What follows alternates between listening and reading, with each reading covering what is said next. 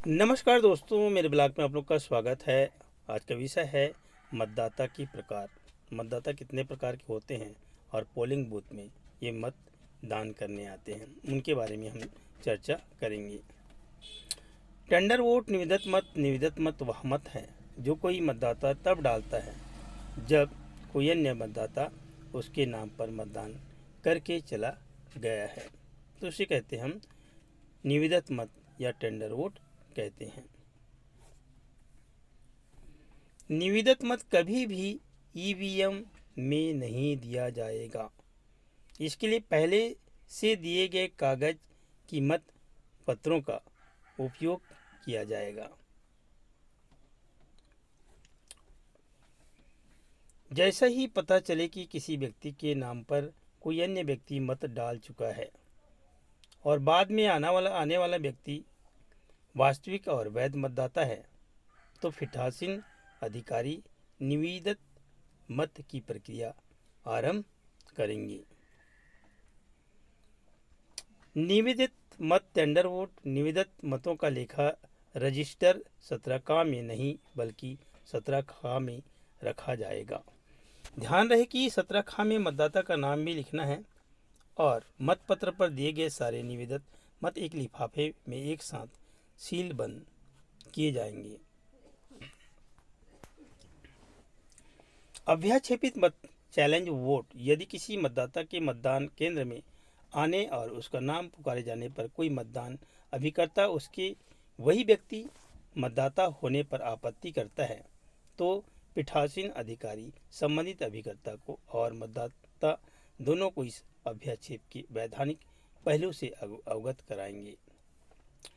यदि अभिकर्ता अपनी चुनौती पर अडिग रहता है तो उससे 2 रुपये का शुल्क लेकर निर्धारित प्रारूप में रसीद देना है।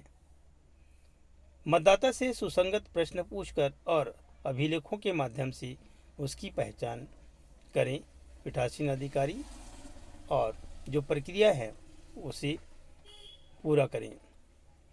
यदि मतदाता वास्तविक और वैध मतदाता है तो आक्षेप का शुल्क जब्त किया जाएगा, ये याद रखना है।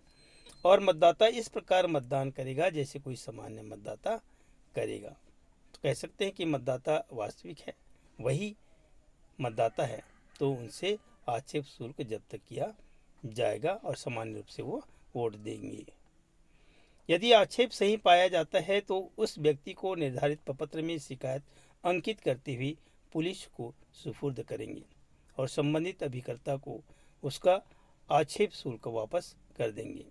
ऐसी वापसी के लिए पूर्व में जारी रसीद की सुसंगत हिस्से में प्राप्ति अभिस्वीकृति लेना है पीठासीन अधिकारी को। यह ध्यान रहे कि मतदान के लिए ईपिक अथवा अन्य सुसंगत पहचान पत्र अनिवार्य होने के कारण निवेदित मत की स्थिति नहीं आनी चाहिए। अब इसी प्रकार अभ्याक्षेप की संभावना भी लगभग शून्य हो जाती है।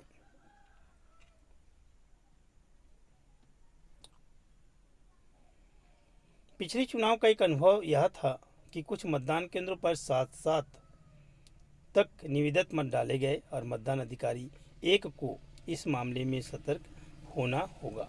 वे मतदाता की पहचान उनके चेहरे को देखकर करें और सही नाम को चिन्हित करें। मतदान अधिकारी नंबर 1, यह भी ध्यान रहे कि किसी मतदान केंद्र पर 5 या अधिक निवेदित मत और या अभ्याक्षेपित मत पड़े हो तो पर्यवेक्षक उसे मतदान केंद्र की अभिलेखों की जांच करेंगे। एसवी सेवा वर्गीय मतदाता ईसीआई ने कुछ विशेष सेवाओं के कर्मचारियों को सेवी वर्गीय मतदाता के रूप में अंकित होने का विकल्प दिया है। मतदान केंद्र पर दी गई मतदाता सूची में इनका नाम नहीं होता है। इनमें शामिल है पहला है सेना और कुछ चिन्हित अर्धसैनिक बलों के सदस्य। दूसरा किसी राज्य की सशस्त्र बल के ऐसे सदस्य जो अपने राज्य से बाहर पदस्थापना में शामिल है। और तीसरा भारत सरकार के ऐसे कर्मचारी जो विदेश में पदस्थापना में हैं। और साथ में रहने वाले उनकी पति और उनकी पत्नी।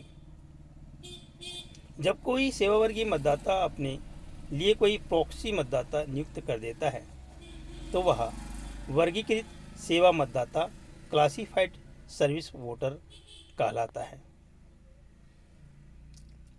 प्रवासी अनिवासी मतदाता शिक्षा अथवा कार्य के सिलसिले में लंबे समय से देश से बाहर रहने वाली भारत के नागरिकों को यहाँ मतदाता सूची में प्रवासी मतदाता के रूप में नाम जुड़वाने का अधिकार है। ये प्रवासी मतदाता होते हैं। प्रवासी मतदाता के रूप में नाम जुड़वाने पर उसे मतदाता का नाम मूल स्थान से हटा दिया जाता है और इस भाग की मतदाता सूची में अंत में प्रवासी मतदाता के रूप में जोड़ दिया जाता है। ये ध्यान दे मतदान अधिकारी क्रमांक 2 पीठासीन अधिकारी। प्रवासी मतदाता को ईपिक रखने का अधिकार नहीं है। मतदान के समय अपनी पहचान के लिए उसे अपना मूल पासपोर्ट भी दिखाना होगा। कोई भी अन्य परिचित पत्र उसके लिए मान्य नहीं है।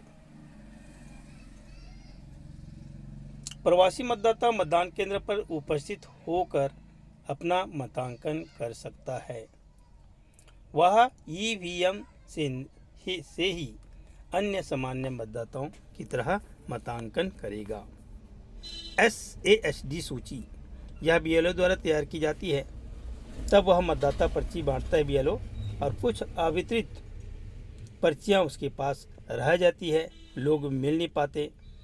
शेष पर्चियों में से जिनका नाम होता है या पता चलता है पड़ोसियों या परिवारजनों से और उस क्षेत्र के अन्य निवासियों से मिली सूचना के आधार पर अब्सेंटी, शिफ्टेड और डेड मृत मतदाताओं की सूची RO को देता है। अब RO यह सूची संबंधित पीठासीन अधिकारी को सौंप देते हैं। इसको कहते हैं ASD सूची केवल पीठासीन अधिकारी को सतर्क रखने के लिए जारी की जाती है और इस सूची में शामिल मतदाता के आने और उसकी पहचान स्थापित होने पर उसे सामान्य तरीके से मतदान का पूरा अधिकार है। तो याद रखिएगा ASD जो मतदाता होते हैं अगर वो शामिल होते हैं या पहुंचते हैं मतदान के दिन तो उनको भी सम्मिलित करें। मतदाता रजिस्टर का में अनिवार्य रूप से अंगूठा का निशान लगवाएं। ASD जब मतदाता है तो का में 17 का में उनका अंगूठा का भी निशान लेना है। PB प्रतिनिधि मतदाता होते हैं। वर्गीकृत सेवा वर्गीय मतदाता के रूप में मान्य मतदाता को अपने प्रतिनिधि प्रॉक्सी वोटर के माध्यम से मतदान का अधिकार है। यदि आपके मतदान केंद्र पर कोई PB है तो आपको प्राप्त मतदाता सूची के साथ PB के नाम भी एक अनुलग्न मिलेगा। ये है आपका PB या इसको कहते हैं प्रॉक्सी वोटर भी कहते हैं।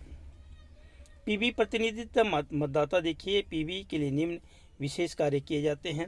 मतदाता रजिस्टर 17 का के कॉलम 2 में PB की सूची में इसका क्रमांक लिखा जाएगा। उसके आगे PB लिखा जाएगा। प्रॉक्सी वोटर की बाएं हाथ में मध्यमा बीच में उंगली में अमीर स्याही लगाई जाएगी। PB डाक मतपत्र है। कोई मतदाता तब निर्वाचन क्षेत्र के बाहर किसी क्षेत्र में निर्वाचन कर्तव्य पर हो जहां का वह मतदाता है तो प्रपत्र 12 में आवेदन कर वह डाक मतपत्र की मांग कर सकता है और RO उसे इसकी अनुमति देते हैं। ऐसे अनुमति मिलने पर उस उम्मीदवार या उस कर्मचारी मतदाता की मूल मतदाता सूची में से उनके नाम के आगे PB लिखा जाता है। और मिलता है आपका ADC निर्वाचन कर्तव्य प्रमाण पत्र। कोई मतदाता उसी निर्वाचन क्षेत्र में निर्वाचन कर्तव्य पर हो जहां पर वह मतदान है तो प्रपत्र 12 का में आवेदन कर वह निर्वाचन कर्तव्य प्रमाण पत्र की मांग कर सकता है और RO उसे इसकी अनुमति देंगे। तो इसे कहते हैं ADC मतदाता।